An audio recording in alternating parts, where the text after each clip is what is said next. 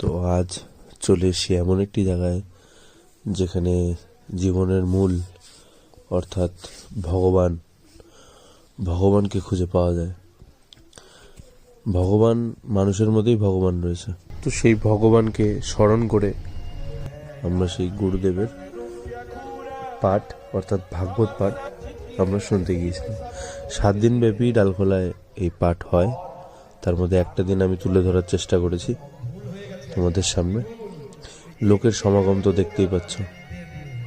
একটাই কথা বলবো, বছর বছর যেন এইভাবেই ডালখোলাতে এই ভগবত পাঠ, ঠাকুরের নাম গান জপ হতে থাকে। এই পাঠের যে অমৃত বাণী, যে সার কথা, এগুলো শ্রবণ করা কত যে পুণ্যের তা আমি হয়তো ভাষায় প্রকাশ করে বলতে পারবো না।